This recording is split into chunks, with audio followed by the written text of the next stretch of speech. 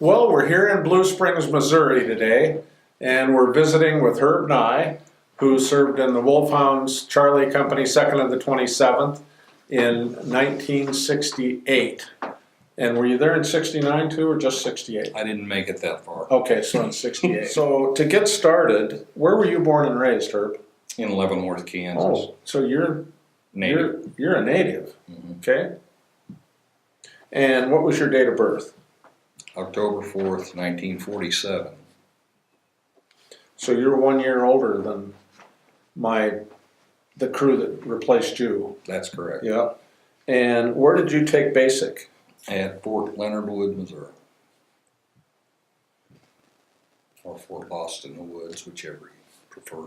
And AIT? AIT was at Fort Lewis, Washington.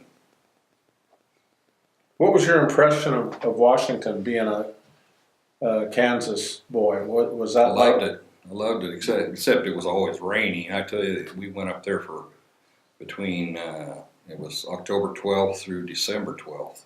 Oh yeah. So it was wet. Mm-hmm. I think I saw Mount Rainier one day. Yeah, yeah. And after basic, you went to Fort Lewis? Did you know? I mean, pretty much they said you're going to be infantry because that was your MOS, right? Correct. Were they talking about sending you to Vietnam, or did you get the impression that a lot of guys were going to be sent to Germany? It was pretty traditional for Fort Lewis to supply, restock, or people to replace those in Germany. Okay, so a lot of guys, and I knew a lot of guys too. When I was at Fort Ord, the rumor mill had it was that, oh, you guys don't have to worry, you're going to be going to Germany.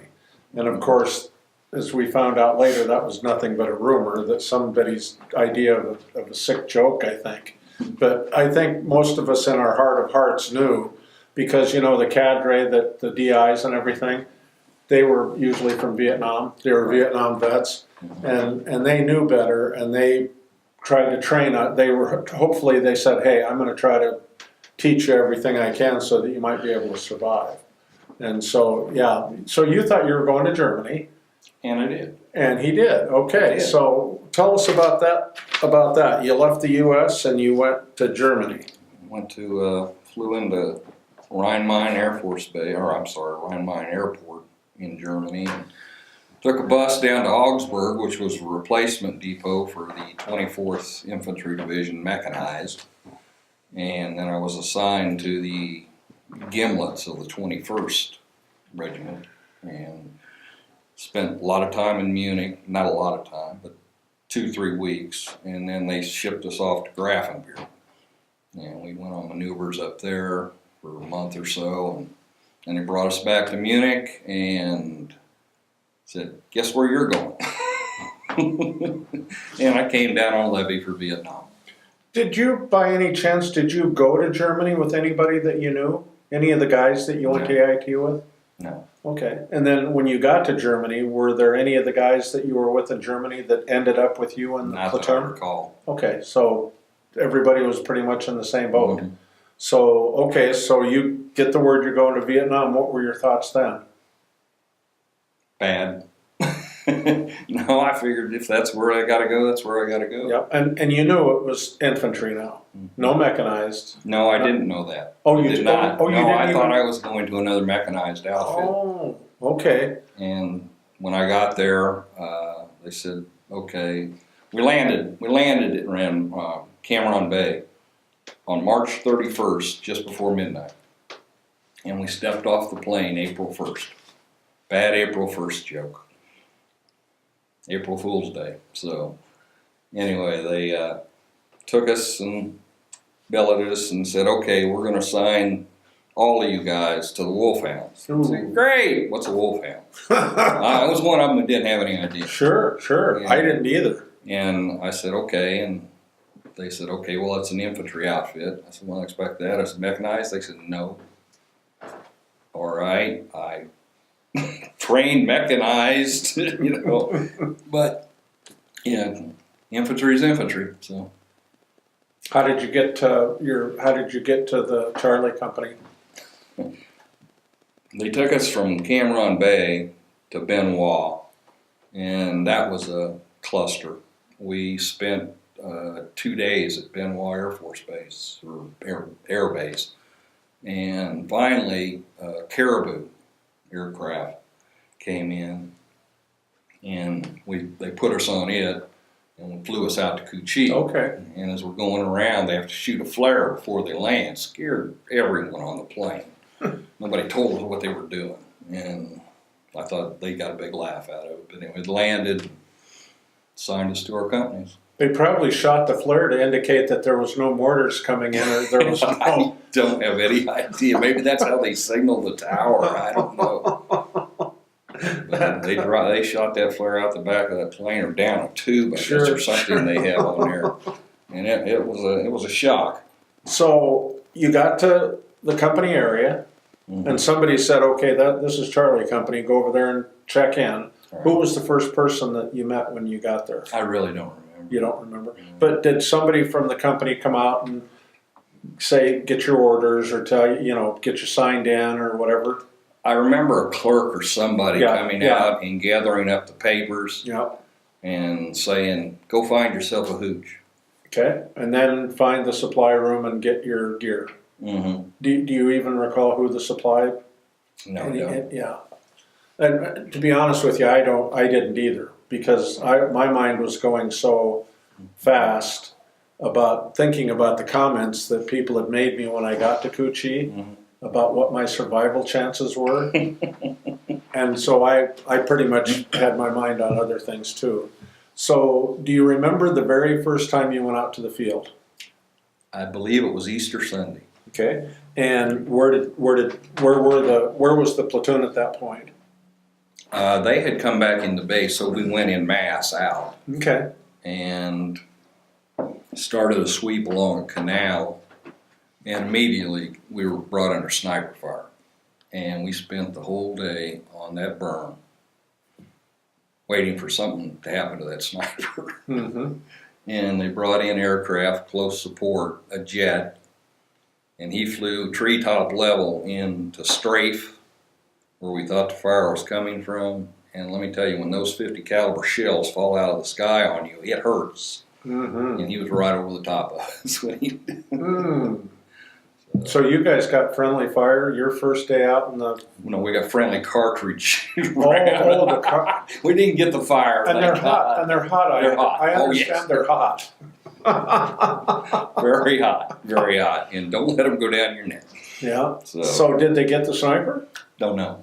He stopped. It was getting towards like 6 o'clock, and they said, "Forget it, pull back, we'll go this way." Okay. And that was the end of it. So we don't know whether they got him or not. Okay. So then did you go back to Cucci or? No. We stayed in the field. We were in the field for like, 89 days or something like that. It was crazy. Just a little brief coming back into Cucci and maybe spend the night, maybe not. Did you ever have a fire support base when you were there, or a hard spot that? Okay. So that must have started up just after you left. And I believe one of the first ones was Fire Support Base Crockett. I remember hearing of it. Yeah. No, we were never there. We provided security for the Hawkmon Bridge that they had blown during the Tet Offensive, and then they replaced it. So it was the new one we were providing security for. And I don't remember. They moved us to an old French fort. But we were there again. We were only there for a day or two. And That wasn't back around, out in the woods. Was that around the sugar mill? We were in the pineapple plantation, but I don't remember sugar mill. Okay, I think it's in kind of the same area. Mm. So, as you look back when you first got into the platoon, did you make buddies with anybody in particular when you first got there? There was a rabbi who came with me, and so of course I knew him. But there was also a couple others that got to know as things went along. Do you remember their names? Yeah, well, it's kind of hard to talk about because June 13th, or 12th actually. It was 13th on the registry, but June 12th. FO and Coy Strobel. Coy was actually the first guy that I really got to know, and he was a very Christian man. Was he an FO? No. Oh, no. the Coy and the Yeah, F? and FO. Okay. Forrest Ward. Mm-hmm. And Forrest came a little bit later. He wasn't there the whole time, but Coy and I got together and we just kind of clicked and everything. And like I say, he was very religious, read his Bible every night and everything else. That's one of the problems that you have when somebody like that is killed. It's kind of like, why him and not me? But he was one, and of course there was your guys that had been there for a while, Hannah, and there was Doc, I believe it was, and there was one or two others that were. Cal Johnson, was he there? Yeah, then? Cal was there. How about Willie? Willie, of course. I'm sorry. Yeah, Willie was there. Willie was there the whole time. Yeah. Willie lives a magical life. What was your impression of Willie? He's nuts. But I liked him. I really did. What was his position in the platoon? He was the guy that walked point all the time. Okay. He loved to walk point, and if there was anything to be investigated, Willie would do it. I mean, he was a tunnel rat. He was everything. So you saw him go down in holes and stuff too, huh? When we were out in the field, what was you remember the C rations? Certainly. We carried those all the time. What do you remember about the C rations? What kind of meals and so forth do you remember having? Well, there was ham and beans. I remember I always got the packets or canisters of ham because I liked the ham and the biscuits, and that's pretty much what I existed on out there. And Peaches? Peaches, of course. Once in a while, and pound cake? Pound cake was rare. Yeah. But they'd bring in a case of it and plop it down and say, grab something. Well, nobody wanted beef stew or whatever it was. or the jellied turkey loaf? Oh, no. Do you? Oh, brother. No, that's what you traded traded to the natives, so to speak, on that. For something, yeah. Yeah. How often did they bring hot food out to you? It was almost every day. Okay, so would that be the evening meal? They brought out the evening meal. They helicoptered it out on a big net and dropped it. And we had our evening meal, and then they stayed over till the next morning. And then we generally had eggs and bacon for breakfast. And then they'd load it all up and take it away. So Herb, let's go back to the date June 12th. And I want you to start with what your memory is of that morning and where you guys were at and what your mission was, and take us through that day. Well, the location I really can't give to you because I don't know where we were. Didn't know where we were 90% of the time. I could see the jets from Tonsanoo taking off, but other than that, I couldn't tell you any more than that. But we were in a night location, and I believe we had been there for at least one day and were scheduled to be there another day. And so it was pretty relaxed. Everybody was just kind of chilling, getting their batteries recharged, so to speak. And it was in the afternoon, about 3 o'clock, I would guess, that platoon leader says, "All right, we got to not pack up, but get your gear. We're traveling light, so just bring your ammunition, your guns, and grenades." And we're going out to be a blocking force. Do you remember who the lieutenant was at that time? I want to say that his name was Anders, but I may be wrong. It wasn't Parent Nugent. I don't recall that Okay.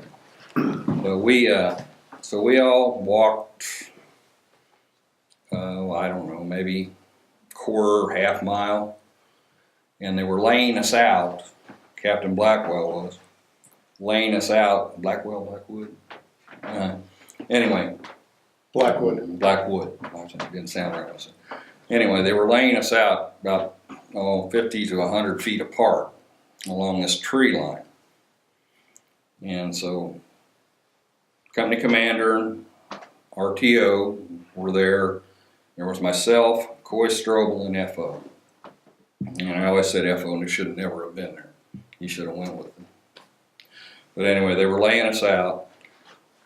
I got a spot, and they went on down this tree line, and Coy was supposedly dropped, but I could almost barely see him. And I assumed they went on and made FO the last person. And, he'd have been the flank then. Right. And I assumed Blackwood and the RTO went back to the rear somewhere. Well, then. Were you there to be a blocking force? Yes. Okay, yes, yeah. There was It sounded to me like you were talking about setting up as a blocking force then. That's what we were. Okay. And there was supposedly they were pushing a mechanized unit, had come into contact with a platoon of DC, they said. And they were pushing them towards us. Well, we were so few in number, it really wouldn't have made much difference, but they'd have ran right over us. But anyway, we heard some firing and exchange of gunfire. So we were getting ready, and suddenly Dasher says, "I've got the order, fall back." All right. So we fell back to this abandoned little house. And of course, not to interrupt you, but was the gunfire that close? It was distant. It was distant. So they were pulling you back already. Right. Okay. But I called to Coy, said, "We're ordered to fall back," and there was no signal. So I said, "Okay, well, I'll go back." And I'm at the thing with Dasher and Higgins, and there may have been one other person there. But I told him, I said, "I can't make contact with Coy and FO." So we were yelling and trying to get them, no avail. And suddenly, over the radio, they came and said, "We need a rope. We got 2 guys that are injured, and we need to throw them a rope to try to pull them back." And I'm thinking, it's got to be FO and Coy. I don't believe it was in the end, but that's what they said. Yeah, sure. And so this soldier from the 4th platoon, which is mortars, comes up with this big rope. And he's treading, I mean, very slowly, not in any hurry. And I'm thinking, good Lord, they need this rope to get these guys out of fire. And I said, "Give me the damn rope." And I took off and went back to the tree line and made my way towards where I believed they would be. And as I'm going along this tree line, up in front of me was a clearing that went into another field. And I see 2 people walk across, and at first I thought maybe it was them. And then I realized those guys look like NVA soldiers. They got on the pith helmets or whatever they call it. Pith? Yeah, pith helmets. Anyway, I thought, this is not good. So I went a little further, entered the tree line again, and down through a small gully, and came out to an open clearing. And I'm thinking, don't see anybody, and this is about where they should be. I took about 1 step into the clearing, looked to my left, and I see Coy and FO had been shot, not moving. And I thought, oh my God, I got to get out of here. And as I went to spin to get out of there, I was shot through the neck. So that's the first thing that goes through your mind is that's it. This is going to be over real quick. You went down. Right. I did. Suddenly I was on the ground with a big hole in my neck, going in one side and out the other. And I could feel the blood oozing out. I mean, it's a huge gap. So I flipped my collar up, said, "Well, Lord, if I'm going to die, let me die in my sleep." So I went to sleep. And about 3 hours later, I woke back up. I'm thinking, I'm still here. You know, why haven't I bled to death? Do you think you went to sleep or did you pass out? Could have been either one. Don't know. Okay. But so my feet were right where Coy's foot was. So I tried to tap his foot and there was no response. Of course, he I think he and FO were already long gone. So I'm laying there, and I thought, okay, I got to think of a plan to get out of here. And I remembered the ravine I came through behind me, and there was a small furrow in the field that was out in front of me. So I thought, well, I'll try to crawl to that field, through that furrow, rather than go back the way I came and come around and go back to where Dasher was. And I got myself into a push-up position, and I hear something to my left, and I look, and there's a pair of boots standing there. And I look up, and this Vietnamese, he takes his rifle with one arm, holds it out, and pulls the trigger. And I went down across the back of my arm and tore it open. And so I played dead. Apparently, I don't know, must have been convincing, or he knew I wasn't dead and didn't care. And he came and he took my rifle, took my bandolier, grenades, everything else. And then he took I carried a Puma White Hunter knife, and he took it out of the sheath. And next thing I feel it at the base of my spine. And I thought, oh my God, don't let him stab me. And he slipped my belt and took the sheath off, walked away. Didn't do any more. I thought, okay. So I still got a chance. Arm, I wasn't feeling much pain. That in itself is amazing, isn't it? Yes, it was like numb. And I thought, well, I waited about 2-3 hours more, and I start crawling up this small ditch. And as it would have it, as I reached out, I had a silver watch and band. And as I reached out, our side, I assumed, shot a flare. And it illuminated the whole area. Of course, I froze, because that's what they teach you to do. And it illuminated, obviously, the wristwatch. I mean, just glistened, I'm sure. And next thing I know, it's blown off my wrist. They shot the watch off your wrist? They shot the watch right off my wrist. I don't know how close they were, where the shot came from, or anything. But I hear shot, rang, pieces of dirt hitting my face. I'm going to back you up just a little bit. When you got out to Coy and FO, had you heard firing? I mean, was there shooting going on in the area? I don't remember hearing anything. The distant firing, yes. Okay. But I don't remember anything that close. Looking back, do you think they were right in that area? They walked right into an ambush, is what they did. Okay, that's what I was getting at. But why Charlie 6 and FO or RTO didn't go, I don't know. And they just said, okay, you guys go place yourself. I don't know. Interesting. But they were right together. How about when at night you start crawling out? Was there any firing going on, or was it silent? Silent. So nobody was doing any shooting at that point? No, but when I got back to the hospital, Captain Blackwell came by and said, were you engaged in a firefight with them? And I said, no, sir. I said, but no. Didn't discharge any rounds. And he said, we heard a lot of gunfire during the night. And I'm thinking, it wasn't coming from me. I didn't hear anything out there. There again, you might have been numbed enough. I didn't. Yeah. But, so the watch gets shot off your wrist. Right. And you're sitting there saying to yourself, this is it. I'm not going any further. I'm just going to lay here.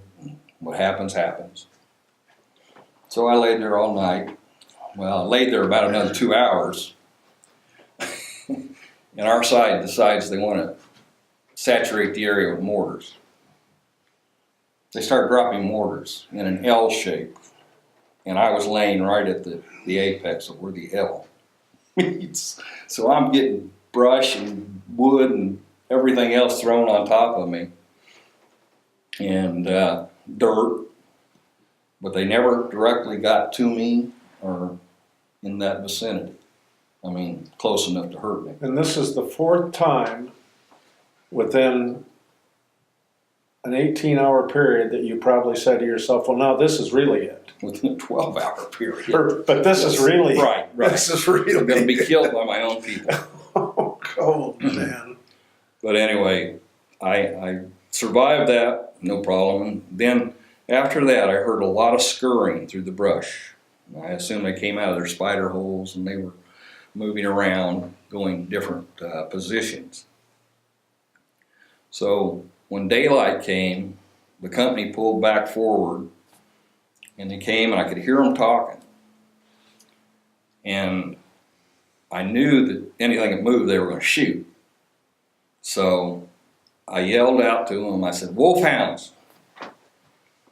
And of course, they freeze, and it's like, "Who is it?" I said, "It's Nye." And they're still a little leery. They knew I was gone, missing, but they didn't. And so I said, "Rabbi." Well, then immediately they knew it was me. And so they're saying, "Okay, well, when you find him, make sure he isn't armed with a booby trap, and everything." I could hear them talking all this stuff. I was kind of like, "Nah, I'm not armed with a booby trap." So they get there. Rabbi comes around, and there was someone else with him. I don't know. Could have been Ketchum. But they came around to the end of this ditch I was trying to go to, which was basically right on top of a spider hole, I thought. And they said, "Okay, where's the enemy?" And I said, "Well, as near as I can tell," and I directed off to the left in an abandoned ruins of a house. And there's one down about 15 feet from my feet in a spider hole. So I see a grenade come over the top of me, and boom, on top of that spider hole. I thought, okay. No reaction. Well, about 10 seconds later, the grenade comes back.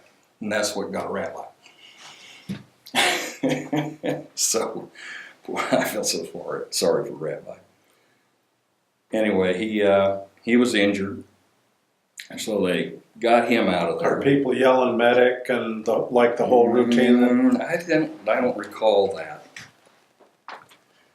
Anyway, I look across this field, which I now believe is probably mine, and I see Freddie Hanna and Sergeant Glover looking at me over the top of a log.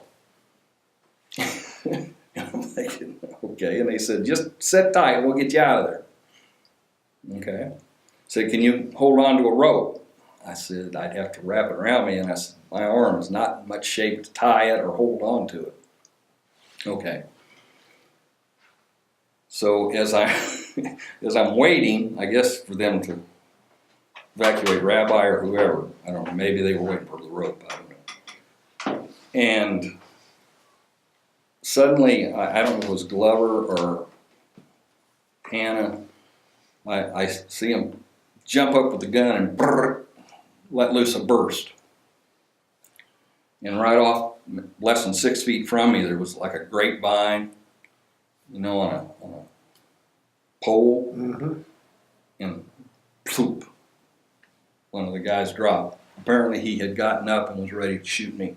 Again. So they got him. And I told him, I said, "Don't come out here." I said, this is nothing that's going to get you killed out here. I said, "This is not where you want to be." Well, nobody listens to me anyway.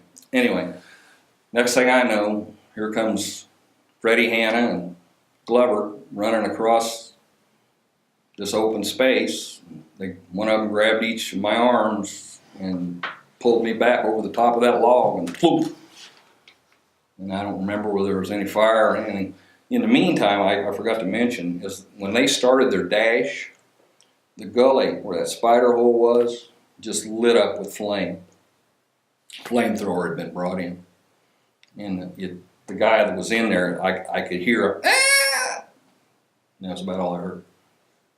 So that started their dash that they came across. Anyway, they pulled me back, got me to some medics, and threw me on a chopper, and wouldn't give me anything to drink because of the neck wound, obviously. Was your watch still where it got shot off? I have no idea where my watch went. You didn't grab it or put it in your pocket or anything? No, I don't know where it went. Okay. What kind of watch was it? Just a Timex, cheap Timex. Was it an elastic band? Uh-huh. Yeah. What, twist of flex. It could have flew off anywhere. Was it silver or gold? Silver. Yeah, it could have been blown any to heck and gone. So, but yeah, the other thing, they put me on the helicopter, and the medic on the helicopter, he looks at me and looks at the other guy and he shakes his head. I said, "Don't count me out, please. Been through too much to be counted out now." So, What were you thinking when you kind of had the idea that I might make it? This might be, I might really make it now. What were you thinking? I was thinking that, yeah, if I'm okay now, I haven't bled to death. These wounds apparently are not as serious as I think they are, and I'm probably going to be all right.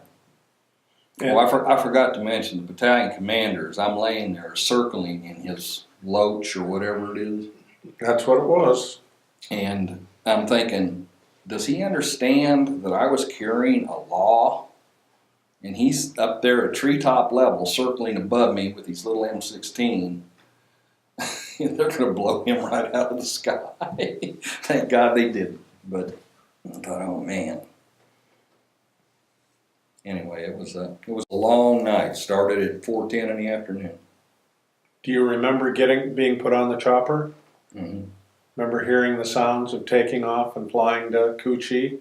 Don't remember the flight. I remember landing, and they rushed me into the ER and hit me with the morphine. It was the first morphine I'd had. And they said, okay, we got to transfer him to the table.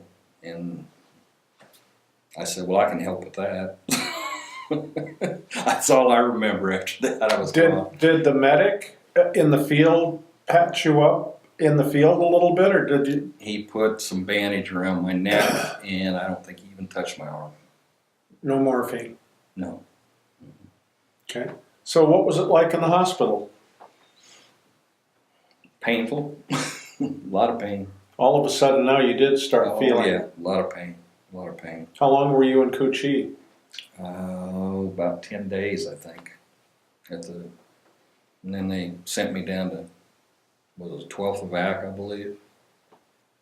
And they actually had white sheets there. That was nice. Did anybody from the company come and see you when you were in Kuchi Hospital? Yes, like I said, Captain did, and I believe Rabbi and someone else stopped by. I don't remember who it was. And is that when Blackwood asked you if you were in a firefighter? Was that when he was asking you those kinds of questions? Yeah. Yeah.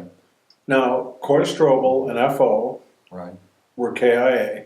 Correct. Were there any other wounded or KIAs that you're aware of? I have heard there was one or two others. Okay. And that would that have been that 4th platoon? Somebody in the 4th platoon that you were talking about? Could have been, but I have no idea. Yeah. One of them they called Chief. He was an Indian, and his last name was Grits. And I actually found his family because they were all on the same day. I thought that maybe he was in our platoon, but it turned out that he was in the 4th. So he was one of them, and then there was one other one that was with him. Yeah, I don't. Yeah, so I think if I'm correct, I think there was four that day. Yeah, I just know our little microcosm that we had there of people that we normally were with. So. Yeah. So then they sent you to Cameron Bay. Is that what you said? No. They said I'm sorry. to Tonsonute. Oh, Tonsonute. I believe it was the 12th of ACK. I don't know, maybe that was at QG. I don't remember. But they put me on a plane, sent me to Tokyo. And I was there for 30 days, and they had an operation there. And then they sent me to Fitzsimmons Hospital in Denver, where I spent almost another year.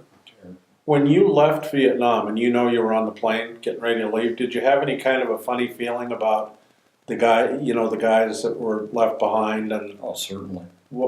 Tell me about that. That's, after what I had gone through, and I'm thinking of these guys, they're still there and may face the same thing, and running through my mind, is there anything that I could impart to them that would help? And it's kind of like, no, not really. Just follow your training and hopefully get the wounds that aren't going to leave you permanently gone. Yeah. So let's talk about Fitzsimmons. What was that like when you got there? Heaven. It was great. It really was. Everyone there was nice. They had people there that I'm telling you should never have survived through what they went through. They were on the beds that had to be rotated every 4 hours, and missing limbs and burnt all to heck and gone, and yeah, there was a lot of misery there. Were you able to get out of bed and walk around at this point? Yes. So you'd go around and see these guys and so forth. So did they have activities for you guys in the hospital, or? Mainly it was physical therapy. I went to a lot of physical therapy, and you keep your physical therapy appointments and such, and like I say, then go back to your area, and watch TV or do whatever you want to do. Food was good there? Oh yeah. So yeah, good. So the day comes and the doctor or whoever comes up to you and says, well, we're about ready to turn you loose. What did that mean? Did that mean you were going to get out of the service, or you were going to go back to an army base, or what did that mean? All the way until I departed Japan, I was figuring they're going to patch me up and send me back, because I still owed them 9 months. Yeah, oh sure. And one of the nurses, I believe it was, says, you're not going back. You got a lot of physical therapy ahead of you. And they were right. And so the doctor, I had my PEB board, I met with them, I believe it was June 10th, '69. And they said, well, you have permanent ulnar disability in your arm, and we're going to rate you at 30%. And I said, okay. I said, in my neck, they said, neck's fine. Says you may have a little trouble with it when you get older, but right now you're fine.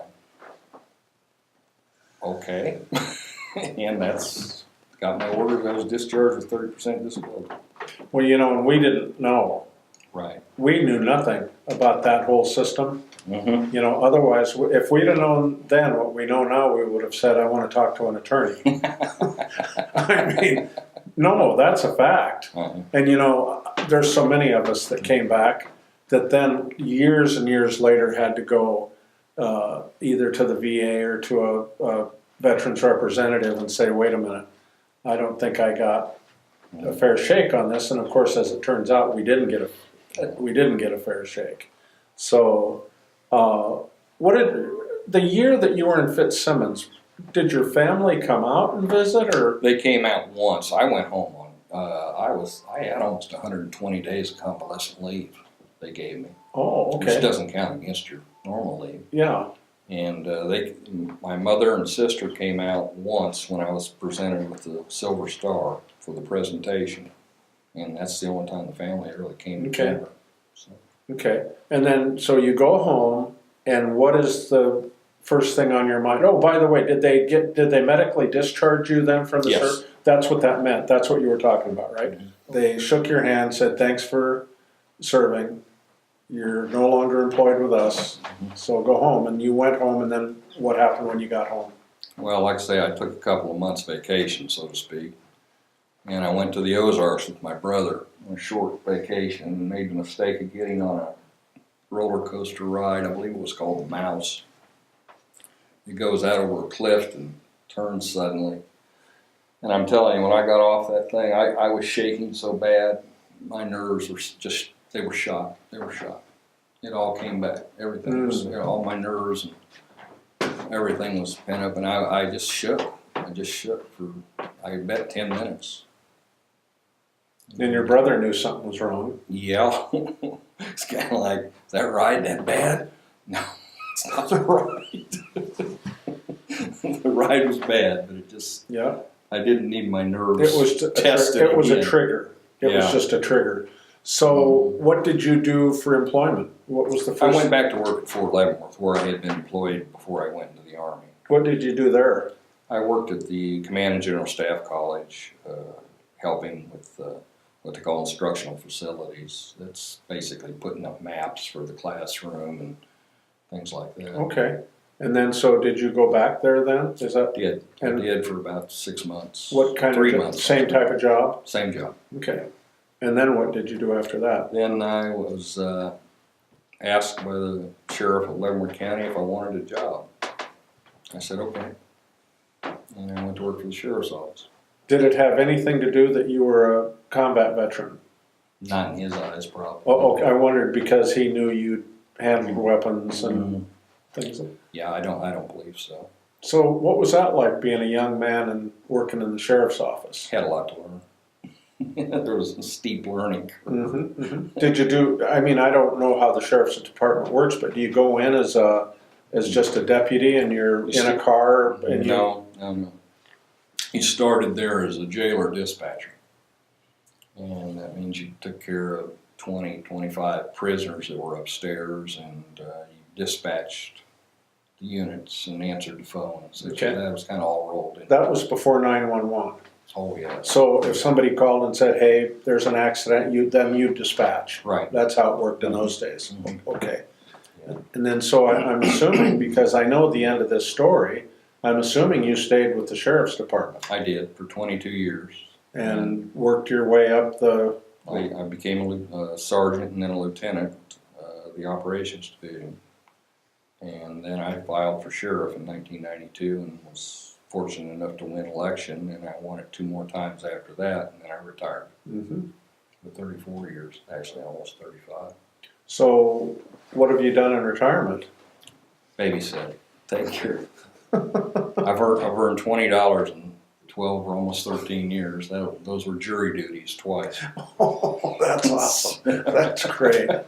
Well, Herb, I just have to tell you, number one, when I found you the very first time, and we met in Washington, D.C., and you brought the poem that you had written, I'll never forget reading the poem before the reunion, and it chills ran up and down my spine because I had been there, and I had been in very similar situations. Lucky for me, I didn't get wounded like you did, only through the grace of God, I'm sure.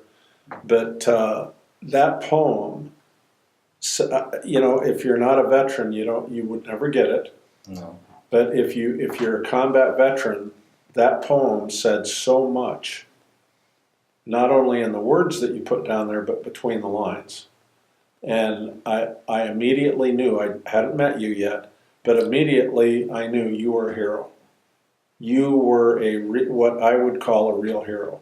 And I also recognized in that poem that you saved some guys' lives.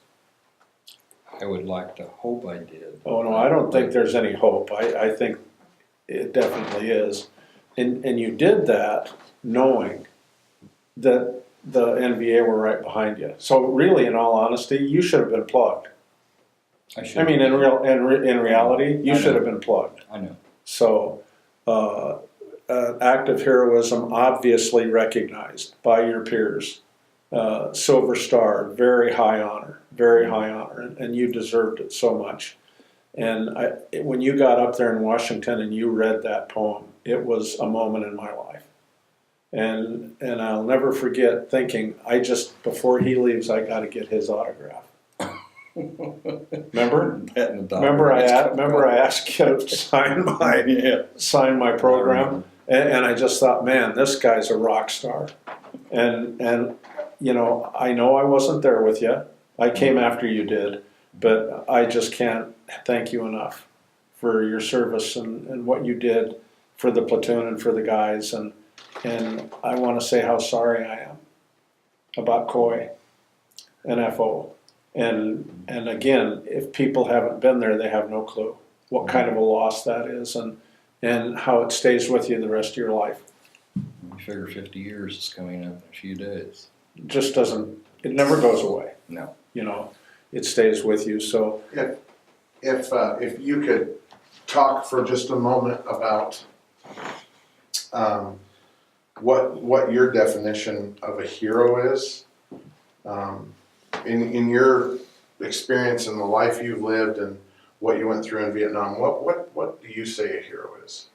Someone who sees the problem, tries to fix it, and if it calls for above what a normal person would do, far above what a normal person would do, then he does it. And I believe that sometimes it even, might involve risking your life doing that. How did Vietnam affect your marriage and then your children, and has Vietnam affected your grandchildren? Have you seen whether they're positive effects or negative effects? Is that too tough of a question? It's a deep question. There's nothing that I know of. They know I was in a war. They know I got shot. Other than that, and they know I got a medal. But other than that, that's pretty much what they know. The grandkids mainly. My son and daughter know a little more. But no, I don't believe that affected them too much. And your wife, you've been married how many years? 40, careful, 40, it'll be 43 coming up. And this in is your August. first wife? Yes. Wow. You lived in the same house over 40 years, is that correct? That's correct. Wow. what would you say to those grandkids, great grandkids, and even after you and I are long gone, what advice about living their life and about being a patriot, if you will, or whatever, what would you like to share with them about that? Well, to say that I, love my family, and I would hope that whatever it is, they do the right thing. The right thing is sometimes not easy to figure out. But if it comes down to you saving someone else's life, please at least try. And if it comes down to you and your country, please understand your country needs you. Because freedom is not free. And they say that a lot now, but it has a deep, deep meaning. And I hope that you consider that in all your actions. Don't forget to tell them you love them. Of course I love them. So, Buddy, thank you for being with me. Thank you for being there, and thank you for always being there for us. John, thank you for all you do. Thank you, buddy. Thank you for getting us tuned together. You got it.